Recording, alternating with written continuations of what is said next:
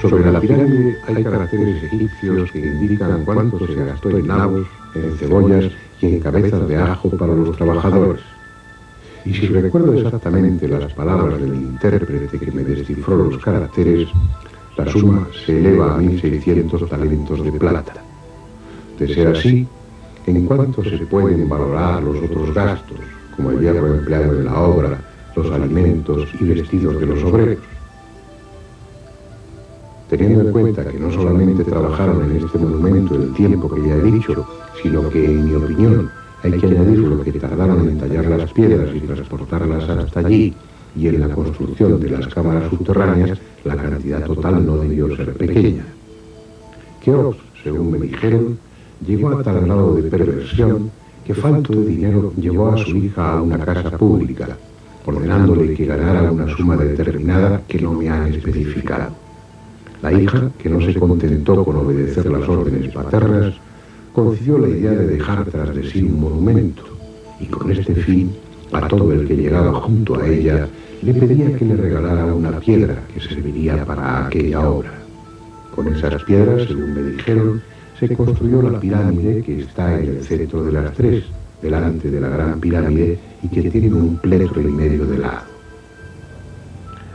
Lo que acabo de leer es un fragmento del libro segundo de las historias, escrito por el historiador griego Heródoto. En él proporciona algunos detalles sobre la Gran Pirámide y dice, entre otras cosas, la existencia de una rampa, de una calzada por la que se trasladaban las piedras desde el Nilo hasta la Gran Pirámide. Y al referirse a esa calzada, dice que debió ser una obra casi tan importante como la propia pirámide. Pero hay una serie de detalles técnicos que él también menciona a propósito de la construcción de la Gran Pirámide que merece la pena ser tenidos en cuenta. Se colocaron al principio una serie de gradas que algunos llaman crosai y otros domines. Después de haberle dado, para empezar, esta primera forma, se procedió a subir las piedras restantes por medio de máquinas construidas de trozos cortos de madera. Desde el suelo la subían a la primera plataforma. Cuando la piedra había llegado hasta allí, era colocada en otra máquina instalada sobre esta primera plataforma y pasaba a otra grúa, pues había tantas máquinas como plataformas. O quizás solo había una máquina, fácil de transportar, que trasladaban de un piso a otro después de haber retirado la piedra. Indicamos los dos procedimientos según las dos versiones que hemos oído. Bien, ya saben ustedes todo lo que la arqueología sabe respecto a quién y cómo construyó la Gran Pirámide. La cuestión está en si eso es o no cierto. No voy a entrar en la credibilidad de Heródoto, el padre de la historia, aunque para otros historiadores como Plutarco era poco menos que un charlatán. Pero en este caso la historia de Egipto no le iba ni le venía, por lo tanto es probable que lo que él contaba fue lo que le contó el guía que le acompañaba. Hay que tener en cuenta que Heródoto estuvo aquí en el año 400 y pico antes de Cristo. Habían transcurrido 2200 años desde que la Gran Pirámide estaba construida.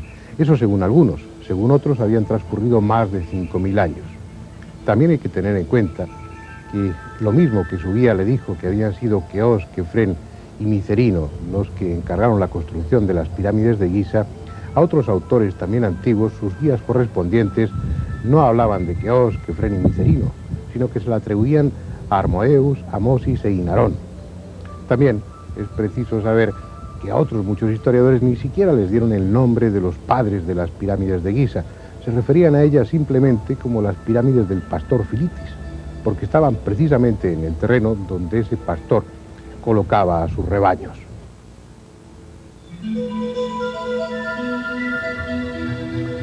La arqueología se quedó con lo de Keops porque al fin y al cabo lo había transmitido una autoridad como Heródoto. Pero con lo que no se quedaron es con lo del hierro que se utilizó en la construcción. Y no se quedaron con ello porque según la arqueología en las primeras dinastías no conocían otro metal que el cobre. Tampoco se quedaron en esa descripción que hace Heródoto con el tema de las máquinas de maderas cortas y de grúas, porque según los hallazgos arqueológicos, en esas primeras dinastías ni siquiera conocían la rueda, que tardaría muchos siglos en aparecer. Es decir, los arqueólogos sostienen que en la época en la que se construyó la Gran Pirámide no había más máquinas que los músculos de los humanos.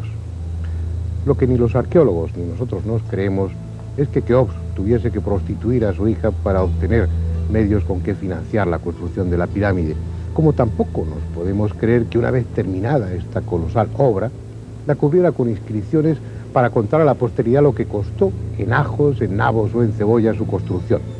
A Heródoto le tomaron el pelo en lo de la hija, en lo de las cebollas, y es posible que también en lo de Keops, porque lo único de lo que podemos estar seguros es que en el Egipto antiguo, en la época en la que los griegos andaban por aquí, nadie estaba ya seguro de quién había mandado construir las pirámides de Giza. La afirmación de que fue Keops se cimenta en el relato de Heródoto, poco fiable como hemos visto, y en otro dato más sólido en apariencia, el descubrimiento en el interior de la pirámide del nombre de Keops, concretamente en las cámaras de descarga que hay sobre la cámara del rey. Esta es la quinta de esas cámaras de descarga, la última de todas. El primero en entrar aquí fue el coronel Weiss en 1837, tras el poco ortodoxo método de abrirse paso a fuerza de dinamita. Aquel bárbaro hizo público el descubrimiento de signos aparentemente escritos por los obreros y sobre todo de un cartucho con el nombre del faraón Chufu, o Keops en la versión griega. Se veía así confirmado lo que dijo Heródoto y los arqueólogos pudieron finalmente dar carpetazo al asunto. Pero ¿y si todo fuera mentira? ¿Y si el coronel británico retirado hubiese sido el mayor embustero que conoció la arqueología? Vamos a analizarlo con un poco de malicia.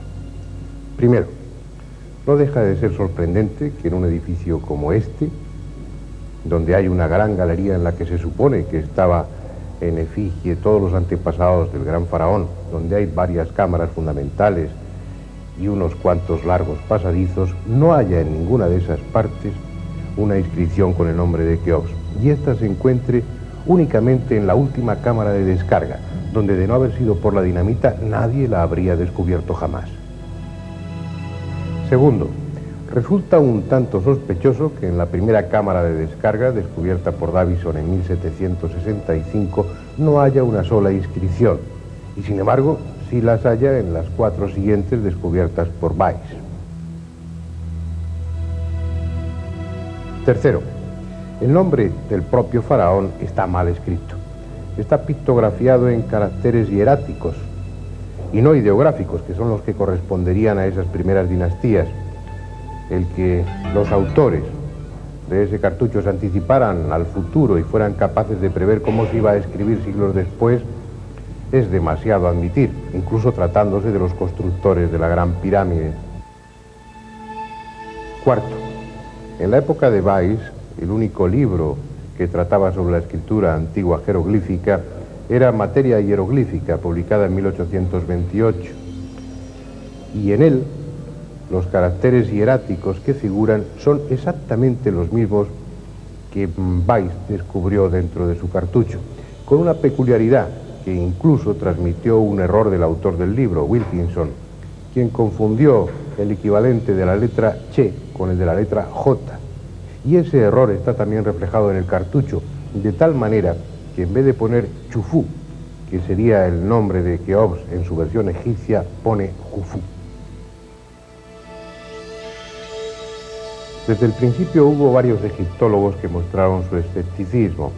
Por ejemplo, Lepsius, al que ya me he referido por su estúpida inscripción a la entrada de la siringa, en la que llama a su rey Federico Guillermo IV de Prusia, como rey del Alto y el Bajo Egipto. Lepsius, repito, manifestó su extrañeza porque la inscripción, el cartucho, estuviera escrito con pintura roja y en unos caracteres muy parecidos a los hieráticos. Lo mismo pensó Samuel Birch, un eminente egiptólogo experto en escritura jeroglífica, pero fue Zacarías Sitchin el que dejó en evidencia a Weiss al descubrir que éste, en su diario y con fecha del 27 de enero de 1837, dejó escrita la necesidad de volver a su país después de haber realizado un importante hallazgo. Eso lo escribió unos meses antes de encontrar ese cartucho con la inscripción. En ese diario, Weiss dejaba claro que era muy importante, por el dinero empleado y por el honor del apellido familiar, volver a su país con un importante hallazgo a sus espaldas. Cabe aún otra posibilidad, que el coronel Howard Weiss, al cometer su fraude, se confundiese y en lugar del nombre del faraón pusiese el del dios Khnum. Hay muchos sarcófagos del Imperio Antiguo en el Museo de El Cairo que llevan inscrito ese nombre, por lo que es lógico deducir que se trate de un dios y no de un faraón. Y también es posible, cómo no, que el hallazgo de Weiss sea auténtico y que por tanto esas inscripciones de la cámara de descarga sean igualmente auténticas. Entonces se trataría de asociar el nombre de Keops en egipcio, Chufu, al del dios Khnum, lo cual tampoco es descabellado.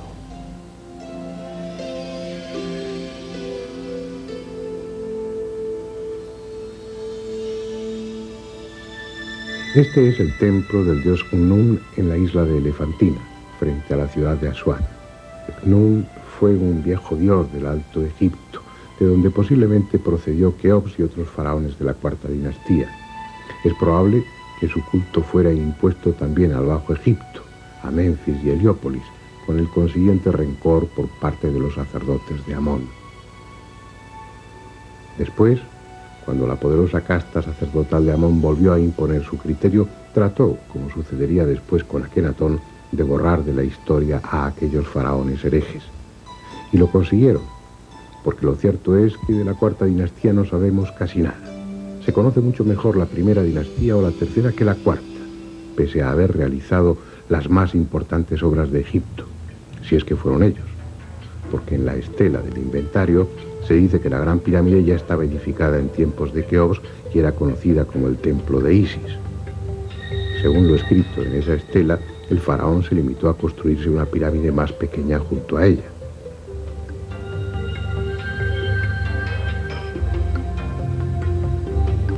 Si tal como hemos visto en los dos capítulos anteriores, este singular edificio está construido con unos conocimientos y con una técnica que según la arqueología para nada estuvieron en posesión de la cuarta dinastía, quedaríamos en libertad de asignarle otra antigüedad diferente y otros arquitectos distintos. Algo que por cierto ya hicieron los autores árabes y puede que con demasiada fantasía. Por ejemplo, Macrici, en el siglo XIV, se hizo eco de leyendas mucho más antiguas, según las cuales el rey Surid ben Saluk tuvo un sueño que presagiaba el diluvio y, aconsejado por sus sacerdotes, mandó construir las pirámides para conservar en ellas todo el conocimiento que hasta entonces se había alcanzado. Otro escritor árabe, el Kodai, también dijo que las pirámides se construyeron antes del diluvio, puntualizando incluso que este se produjo cuando el corazón del león se halló en el primer minuto de la cabeza del cangrejo, lo que de acuerdo a la astrología señala una fecha en torno al 5300 a.C. Insistiendo en el origen antediluviano de las pirámides de Giza, otro autor árabe, Abul Rinan el-Biruni, dejó escrito que en el revestimiento de las pirámides era visible la huella dejada por las aguas y el nivel que éstas alcanzaron. Leyendas árabes sin fundamento, supongo, aunque no dejan de tener aspectos curiosos. El autor árabe Macrici, en el siglo XIV, describió las leyendas que habían inspirado al Mamun la necesidad de penetrar en la Gran Pirámide, y en esas leyendas se hace referencia a cosas insólitas, no solamente a tesoros materiales, grandes cantidades de oro y de diamantes, sino también se habla de objetos muy extraños. Se habla de talismanes, se habla de un agua mágica, se habla de tesoros provenientes de los planetas y se habla también de un metal que no se oxida y de un cristal que puede ser doblado sin partirse. No deja de llamar la atención que Macrici tuviera esa anticipación, esa capacidad de evidencia y pudiera en sus escritos del siglo XIV referirse al acero inoxidable y también al plástico.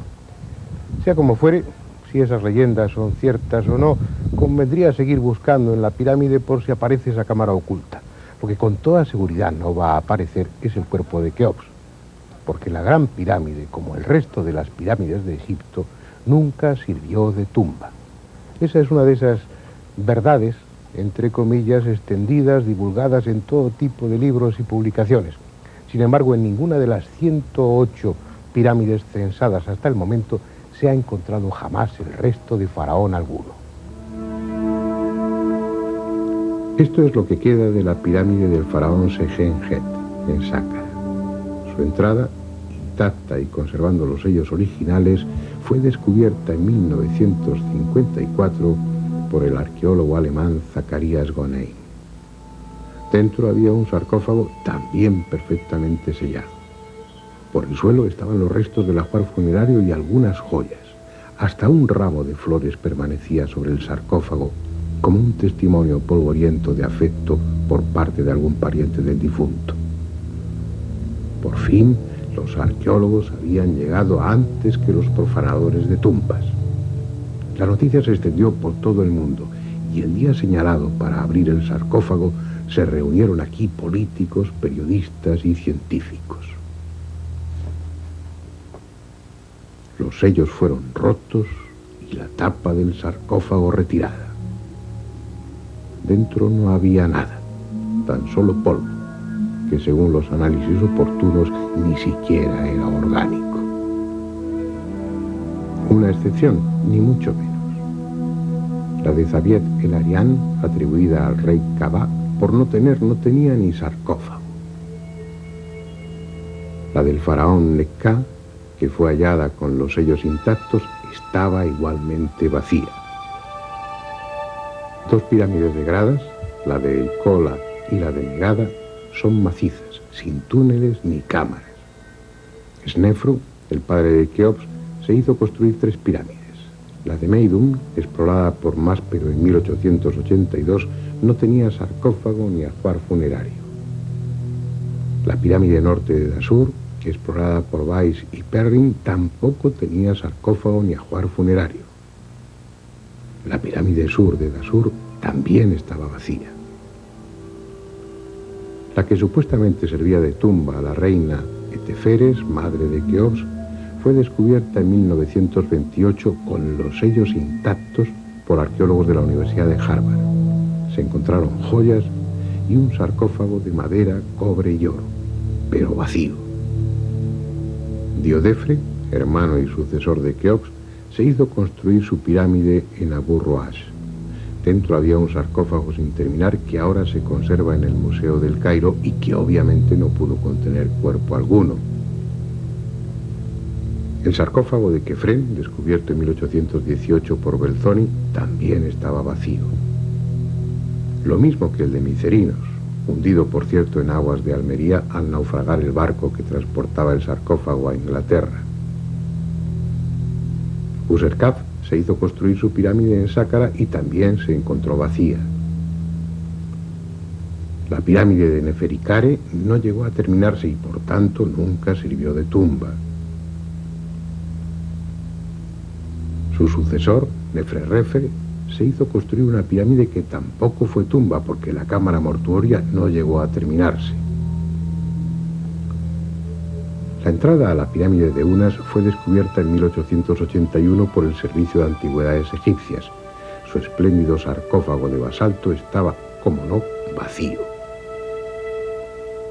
Como vacío y sin tapa estaba el que había en el interior de la pirámide de la reina Neit.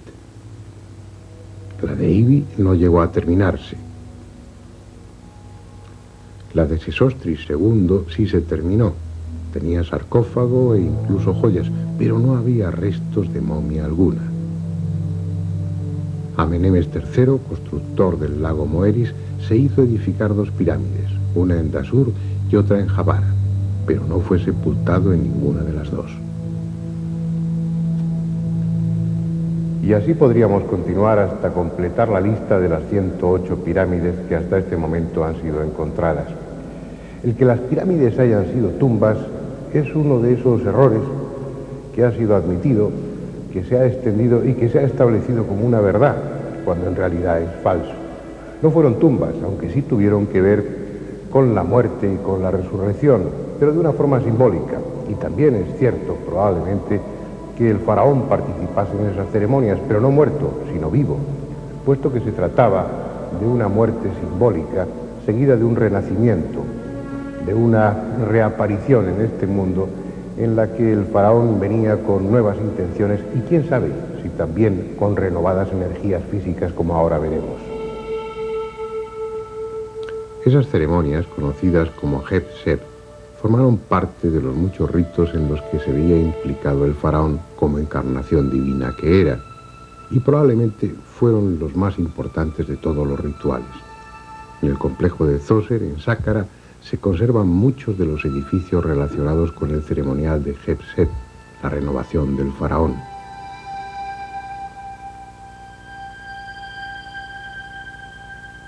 Osiris, hijo de Nut, la diosa del cielo, y de Heb, dios de la tierra, es, después de Atun-Ra, el dios creador, la figura más importante del panteón religioso del antiguo Egipto. Osiris es el principio generador, el dios de la fecundidad simbolizado en el sol, elemento masculino en todas las religiones. Heb, el dios de la tierra, transmitió sus poderes a Osiris, que reinó durante 28 días, un mes lunar. Al cabo de ese tiempo, es asesinado por Set, su hermano, símbolo de la oscuridad de la noche. Tras muchas vicisitudes y gracias a la constancia de su esposa Isis, resucita, cediendo sus poderes a Horus, su hijo, y retirándose definitivamente al reino de los bienaventurados. Bien, el hecho es que a escala humana, los 28 días del reinado de Osiris se transforman en 28 años. Y pasado ese tiempo, para no ser más que Osiris, el faraón debía morir simbólicamente y luego renacer con renovadas energías para emprender una nueva etapa de reinado. Algunos autores sostienen que en la época predinástica tal muerte era real y el faraón era inmolado al cumplirse los 28 años de reinado. Tampoco hay acuerdo sobre el origen de la costumbre, pero sí lo hay sobre la autenticidad del ritual y sobre la demostración que tras su renacimiento simbólico tenía que hacer el faraón de sus renovadas fuerzas, incluida la sexual. Y es aquí donde supuestamente entra el poder atribuido a la forma piramidal. Es un tema que años atrás estuvo de moda y que aún no ha perdido actualidad. Son muchos los experimentos que demuestran una serie de cualidades de la forma piramidal, consiguiéndose la deshidratación de materia orgánica en el interior de una pirámide a escala adecuadamente orientada, también el mejor desarrollo de las plantas e incluso la conservación del filo de las cuchillas de afeitar. De toda la enorme variedad de experimentos realizados en torno a la forma piramidal, hay una serie de pruebas que a mí me llaman la atención. Fueron realizadas por el profesor Álvarez López en el Instituto de Estudios Avanzados de Argentina y tienen que ver con la precipitación de los coloides. Coloides son líquidos que tienen en suspensión materias de diferente densidad que, si ese líquido se deja en reposo, acaban sedimentando, acaban quedando en la parte baja del recipiente. La leche, por ejemplo, es un coloide. Pues bien, Álvarez López comprobó que dentro de la forma piramidal, y entendemos como tal una pirámide de cualquier material fabricada en la misma proporción que tiene la Gran Pirámide, dentro de esa forma piramidal, los coloides precipitaban 10, 15 y hasta 20 veces más despacio que en el exterior o que dentro de otra forma geométrica distinta. Si a eso añadimos que el citoplasma de nuestras células está formado por coloides y que una de las causas del envejecimiento es precisamente la precipitación de esos coloides, habremos encontrado un punto de unión, una conexión entre la forma piramidal y el rejuvenecimiento. Para otros autores, las pirámides eran el escenario de rituales iniciáticos en relación con el culto de Isis, rituales en los que simbólicamente el neófito, ya fuese faraón o aspirante a la clase sacerdotal, moría como hombre común para, después de superar diferentes pruebas, nacer con la categoría de iniciado. Una serie de ritos parcialmente transmitidos y que están presentes en muchas organizaciones de tipo esotérico, incluida la masónica. Pero es ese un aspecto de las funciones de la Gran Pirámide que no podemos desentrañar. Al fin y al cabo, se trataba de ceremonias secretas, en las que el iniciado, entre otras cosas, era informado del nombre secreto de Ra, lo que le daba poder sobre ese dios, algo así como la llave de todo conocimiento. Mejor será que nos centremos en una faceta de la Gran Pirámide que tal vez sea compleja en el momento de ser explicada o comprendida, pero que tiene la ventaja de ser tangible e inmensurable. Los datos astronómicos, matemáticos y geográficos recogidos en las medidas de esta construcción. Una tarea que ha apasionado a muchos, que ha dado lugar a centenares de libros y que siempre ha estado rodeada de polémica. Este clavo constituye un hito importante en la metrología de la Gran Pirámide. Fue puesto aquí por la expedición de científicos que acompañó a Napoleón Bonaparte a finales del siglo XVIII. En aquella época todo estaba cubierto de escombros. Era imposible saber cuáles habían sido las medidas originales de la Gran Pirámide. Aquel grupo de científicos mandó despejar todos los escombros y así pudo determinar con exactitud hasta dónde llegaban las esquinas de la Gran Pirámide. En este punto concreto, hasta aquí exactamente, llegaba el escalón de la Gran Pirámide. Y esta medida fue la que utilizaron en un principio los piramidólogos para obtener sus conclusiones a veces tan pintorescas. Uno de los primeros en pisar ese resbaladizo terreno fue el astrónomo y matemático inglés John Taylor, quien publicó en 1859 su descubrimiento. El perímetro de la base de la Gran Pirámide es el mismo que el de una circunferencia cuyo radio sea la altura de la Gran Pirámide. Dicho de otra forma, dividiendo la longitud de los 4 lados de la base de la pirámide por el doble de la altura de esta, se obtiene el número pi. Taylor no se limitó a ese descubrimiento y a fuerza de jugar con cifras y medidas, estableció que la pulgada inglesa y la pulgada piramidal eran casi idénticas. Otro de los primeros y más conocidos piramidólogos fue Piazzi Smyth, un astrónomo escocés que se presentó en la meseta de Giza con su mujer y se instaló lo más cómodamente posible en una de las tumbas. Además de su esposa, trajo un completo arsenal de instrumentos de medida, ratificando el descubrimiento de Taylor respecto al número pi. Tampoco se limitó a ese dato, y obsesionado con las leyendas que atribuían a la Gran Pirámide todo el conocimiento posible, dedujo que las medidas tenían un carácter profético y que había sido el propio Dios, a través de la revelación, el que había inspirado a los arquitectos. Sintiéndose también él mismo un iluminado, se propuso demostrar que en ángulos, túneles y cámaras estaba la historia pasada y futura de la humanidad. En una arista se tropezó con la fecha del Éxodo, en una juntura con el nacimiento de Cristo y en un ángulo con el descubrimiento de América. Todo encajaba, aunque a veces su metro resultase un tanto elástico y alguna arista fuera convenientemente limada. Para él, como para la mayoría de los piramidólogos, llegó el ocaso cuando apareció en escena Petrie, el egiptólogo que en lugar de fantasía derrochó paciencia y tesón, realizando por primera vez mediciones científicas y rigurosas con todos los instrumentos que la técnica de fines de siglo ponía a su disposición. Petrie llegó a Giza a los 26 años de edad y se instaló en esta cueva. Con él se inicia el estudio metódico y exacto de las medidas de la Gran Pirámide. Lo impecable de su técnica desterró muchas de las conclusiones que habían obtenido los piramidólogos, pero demostró también que los constructores de la Gran Pirámide eran hábiles matemáticos, astrónomos consumados y poseedores de una tecnología avanzada que la arqueología les niega, pero que sus realizaciones en piedra evidencian.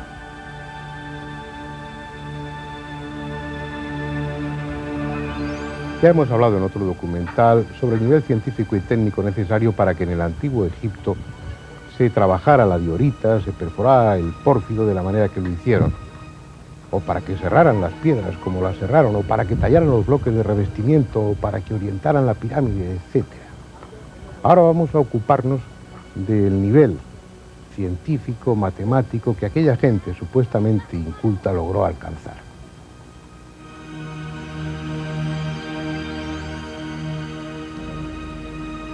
Este es el tanque de granito que hay en la cámara del rey de la Gran Pirámide.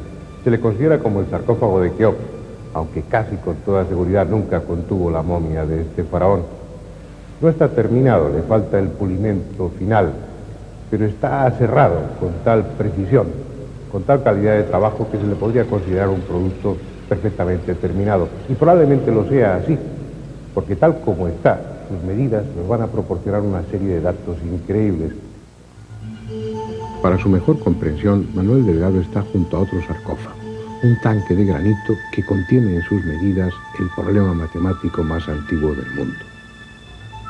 Dimensiones un sarcófago de tal forma que todas sus medidas lineales y todos sus volúmenes interiores y exteriores corresponden a un solo número, a su cuadrado, a su inverso o a su mitad.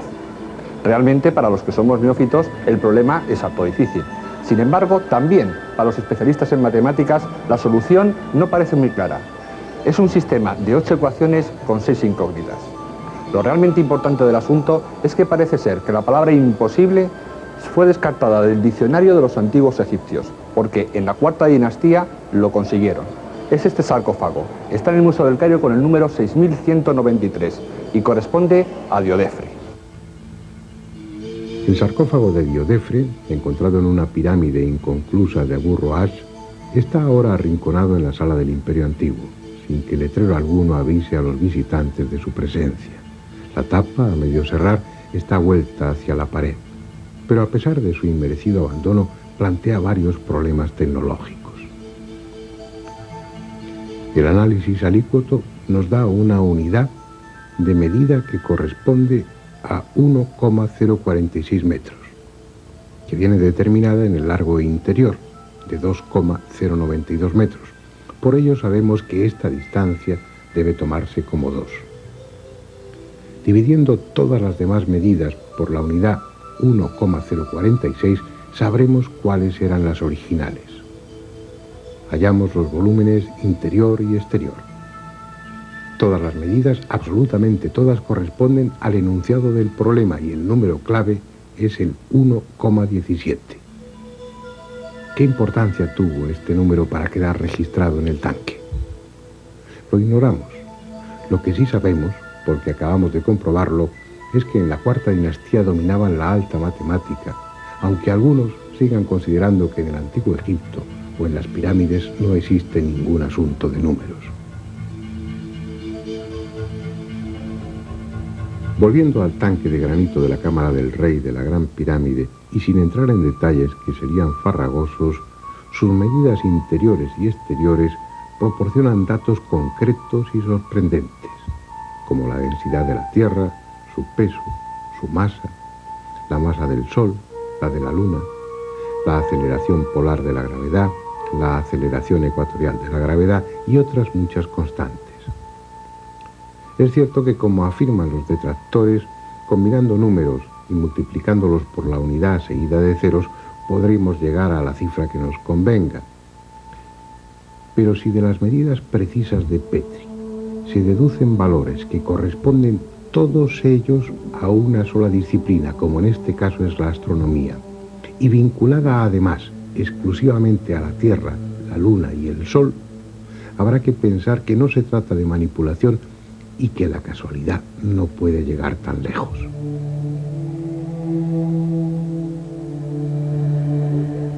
Lo que resulta difícil de aceptar es que esos datos, que se corresponden con los logros científicos de estos últimos años, de la época moderna, estuvieran presentes en el antiguo Egipto. Pero es que ni aun con la peor voluntad se puede hablar de azar, puesto que esos datos están complementados con otros muchos que corresponden a un mismo nivel de conocimiento. Por ejemplo, es innegable que en las proporciones de la Gran Pirámide estén presentes los números pi y phi, números que no se pueden determinar aritméticamente, pero sí con una regla y un compás. La sección áurea, o phi, se obtiene dividiendo una línea en un punto que la fraccione en dos partes, de tal forma que la proporción de la línea entera con respecto a la parte mayor sea la misma que guarde esta con relación a la menor. Eso quiere decir que el número de oro es 1,618, que tiene como particularidad que su inverso es 0,618 y su cuadrado 2,618. A principios del siglo XIII, el matemático italiano Fibonacci importó a Europa desde Egipto una serie de números que desde entonces lleva su nombre. Esta serie cumple la condición de que la proporción entre cualquier número con el siguiente es la misma que existe entre ese mismo número y el anterior. Durante el Renacimiento, la proporción phi o sección áurea sirvió de estructura hermética para las grandes obras maestras de su tiempo. Fue utilizada por Leonardo da Vinci, Miguel Ángel, Veronés, Rafael y Tiziano, entre otros. La práctica totalidad de las catedrales góticas también se basa en la sección áurea. Actualmente, el arquitecto francés Le Corbusier construyó el edificio de las Naciones Unidas con las mismas proporciones. Todas las pirámides de Egipto tienen incorporado el triángulo sagrado de Isis, que posteriormente enunciara Pitágoras como descubrimiento propio. Es el triángulo rectángulo 3, 4, 5. Siendo los dos catetos 3 y 4, la suma de sus cuadrados resulta ser 9 más 16 igual a 25, que corresponde al cuadrado de la hipotenusa, es decir, 5.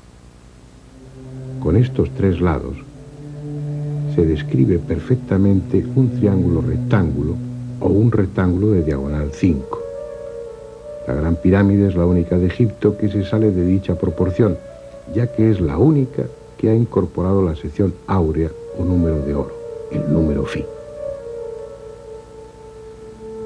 Aunque no hemos podido confirmar el dato, la tradición afirma que los sacerdotes egipcios le contaron a Heródoto que un cuadrado cuyo lado fuese la altura de la pirámide tendría la misma superficie que cualquiera de las caras de ésta. Utilizando las medidas reales de la pirámide o el valor incorporado de phi, el enunciado se cumple rigurosamente. El cuadrado sería raíz de phi por raíz de phi igual a phi. Y la superficie de la cara sería 2 por phi partido por 2, lo que también da phi. No fue casualidad y sí una acción intencionada la incorporación de estas proporciones, ya que el ángulo de inclinación de la pirámide es de aproximadamente 51 grados 50 minutos. La secante de este ángulo es phi, 1,618, y el coseno, el inverso de phi, 0,618.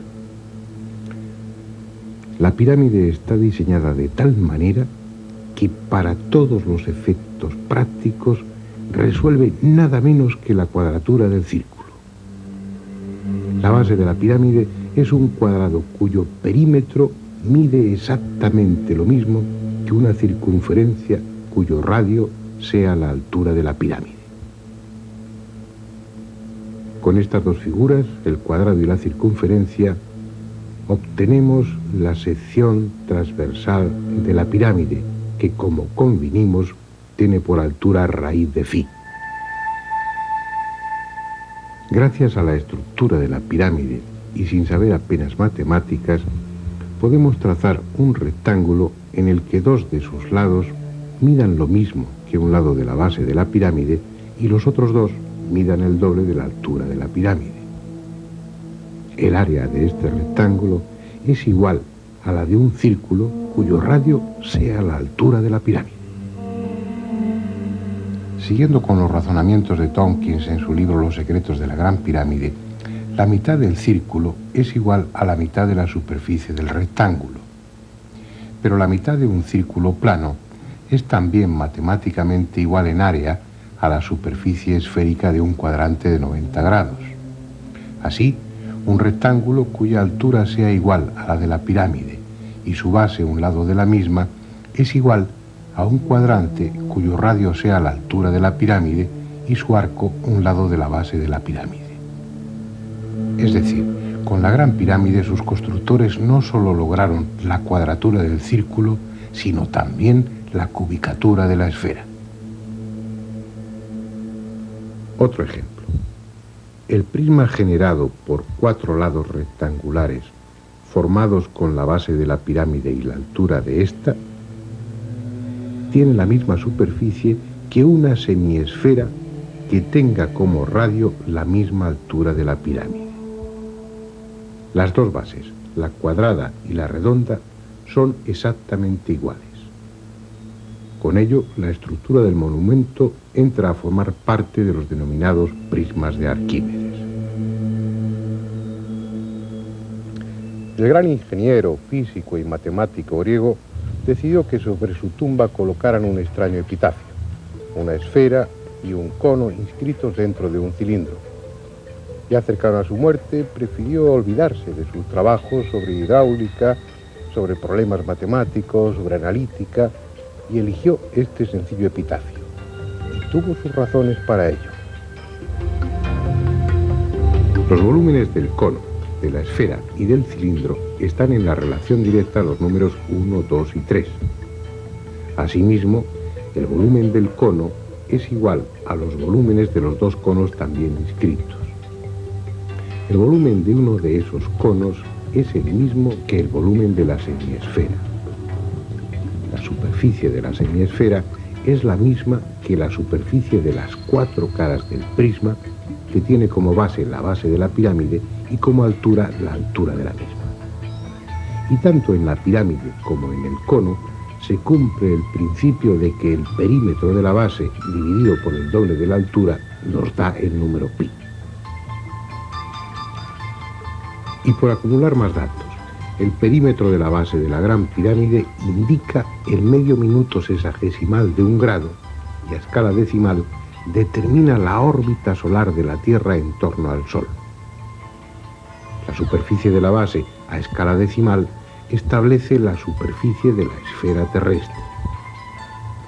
La superficie de la esfera dictaminada por la Gran Pirámide a escala decimal señala la superficie de la esfera solar. El peso de la Tierra es 1000 billones de veces el de la Gran Pirámide. El largo de la Cámara del Rey, dividido entre 10, nos da el valor del metro egipcio, 1,047901, doble que el codo egipcio de 0,5236 que hallara Newton y que corresponde con la mejor medida actual del cuadrante del meridiano terrestre.